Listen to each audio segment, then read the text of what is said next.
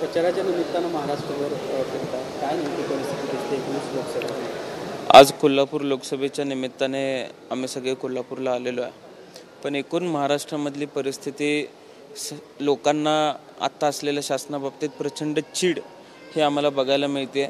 गेल्या 5-10 वर्षात जी धोरणं राबवली गेलेली आहेत त्या बाबतीतची चीड लोकांमध्ये बघायला मिळते. शेतकरी आज अडचणीत आहे. शेतकरी मोठ्या प्रमाणात यावेळेस शासनाच्या विरोधात मतदान करेल अशी भावना शेतकरी बांधवांची आहे.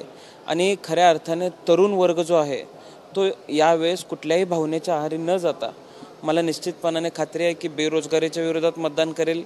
त्यांना दिलेली जी खोटी आश्वासनं होती त्याच्या विरोधात मतदान करेल. आणि मी निश्चितपणाने आपल्याला एक खात्रीने सांगू इच्छितो की महाविकास आघाडी असेल याला चांगल्या जागा मिळतील आणि महाराष्ट्रातून एक चांगला आणि वेगळा संदेश संबंध देशाला या निवडणुकीच्या माध्यमातून जाणार आहे.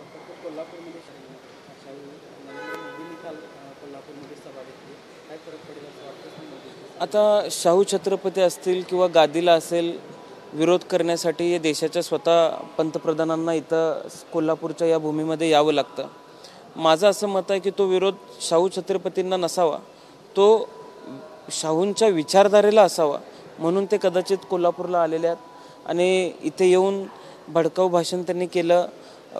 तरुणांची माती कशी भडकतील याची दक्षता घेण्याचा प्रयत्न त्यांनी केला. पण ही भूमी शाहूंची आहे आणि शाहूंचा विचार इथला मातीतल्या कणाकणामध्ये आहे.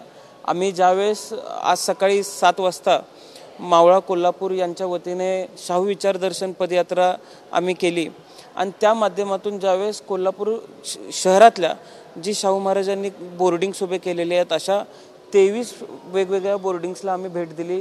आमचे सगळे सहकारी होते आणि अशा वेळेला शाहू महाराजांचे विचार काळानुरूप किती पुढचे होते, शाहू महाराज व्यक्ती म्हणून, विचार म्हणून, संस्था म्हणून काळानुरूप किती पुढचे होते हे शाहू महाराजांनी उभ्या केलेल्या वास्तू बघितल्यावर लक्षात येतं. त्यामुळे इथल्या लोकांचा शाहू महाराजांच्या विचारांवर विश्वास आहे आणि तोच विश्वास शाहू छत्रपतींच्या माध्यमातून लोक व्यक्त करतील असा विश्वास आहे. सांगलीमध्ये महाविकास आघाडी आता काँग्रेसचे लोक उघडपणे जयंत पाटलांचं नाव घेतात. या सगळ्यामध्ये काँग्रेसकडून ही जागा गेली त्याला जयंत पाटील जबाबदार आहेत असं नाही, मला असं बिलकुल वाटत नाही. एक विषय असा आहे की काही गैरसमज एका कुटुंबामध्ये नवरा बायको जरी एकत्र राहत असले तरी त्यांचीही भांडणं काही गोष्टींवरून होत असतात, पण ते बोलल्यावर मिटत असतात असं मी ऐकलं आहे. माझं लग्न नाही झालेलं. पण एक विषय असा आहे की चर्चा केल्यानंतर काही त्याच्यावरती मार्ग निघेल. काही एकमेकांच्या बाबतीत गैरसमज असतील ते गैरसमज दूर होतील असा विश्वास आम्हाला सर्वांना आहे. आणि महाविकास आघाडीच्या उमेदवाराच्या पाठीशी तालुक्यातले असतील किंवा जिल्ह्यातले सगळे महाविकास आघाडीचे घटक असतील ताकदीने उभे आहेत. ते काम करतात आणि काम करण्याचा प्रयत्नसुद्धा आम्ही करून त्या उमेदवाराला जास्तीत जास्त मताधिक्य कसं मिळेल याचा प्रयत्नसुद्धा आम्ही सगळे मिळून करतोय. कोल्हापूर जिल्ह्यामध्ये शिवसेनेच्या 2 जागा आहेत. स्वतः मुख्यमंत्री 4 ते 5 वेळा इथे येऊन अत्यंत महत्त्वाचं शहर आहे. या शहराने नेहमीच एक स्वतःचा प्रवाह तयार केलेला आहे. महाराष्ट्रामध्ये जे काही आजपर्यंत राजकारण आपण होताना बघतोय, जे कोल्हापूरमध्ये पेरलं जातं ते संबंध राज्यामध्ये विकलं जातं आणि अशा पद्धतीचं हे कोल्हापूर शहर आहे. विचारांच्या माध्यमातून शाहूंची भूमी असल्यामुळे अत्यंत महत्त्वाचं शहर हे आहे. आणि इथं लोकांचं दरडोई उत्पन्न चांगलं आहे. इथं लोकांचं उत्पादन शेतीच्या मालाचं असेल किंवा दुधाचं असेल हे चांगलं आहे. त्यामुळे महाराष्ट्रातला एक संपन्न जिल्हा म्हणून या जिल्ह्याकडे बघितलं जातं आणि असा जिल्हा आपल्या ताब्यामध्ये असायला पाहिजे असं त्यांना वाटणं साहजिक आहे. त्यामुळे कदाचित 2-4 दिवस इथं ते मुक्काम ठोकून असावेत.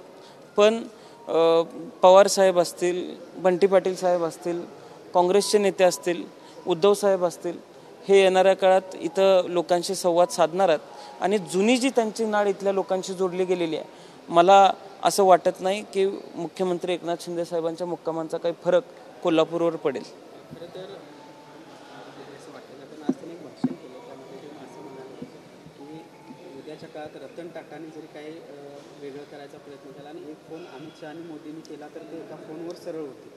रतन टाटा खरं तर एक मोठं नाव आहे, देशाचं लौकिक वाढवणारं नाव आहे. त्यांचं नाव घेऊन अशा पद्धतीची भाषा रतन टाटा असतील, त्यांनी त्यांच्या समूहाच्या माध्यमातून देशाच्या आपण अर्थकारणामध्ये किती चांगला बदल घडवून आणलेला आहे आपण बघतोय किंवा त्यांचं योगदान या देशासाठी काय आहे हे आपण सर्वजण जाणतो. असं असताना ते कोणाच्या तरी फोनवरून कुठेतरी पाया पडत जातील असं मला बिलकुल वाटत नाही. रतन टाटांच्या एकूण आजपर्यंतच्या दानशूराच्या बाबतीत आपण जर गोष्टी ऐकल्या, आपण जर किस्से ऐकले, तर या देशातल्या प्रत्येक नागरिकाला त्या व्यक्तिमत्वाबद्दल एक आदर आहे. म्हणजे जी काही 3-4 प्रमुख नावं आपण घेतो त्यात रतन टाटांचं नाव खूप रिस्पेक्टफुली घेतलं जातं. आता ज्यांचं घेतलं जात नाही ते का वाकत जाणार नाहीत किंवा कदाचित त्यांना वाकत जायला तिथं फोनची आवश्यकता नसावी असा अर्थ कदाचित दादांच्या बोलण्याचा असावा. त्यामुळे रतन टाटा साहेब हे स्वाभिमानी आहेत आणि निश्चितपणाने त्यांचं योगदान फार मोठं आहे.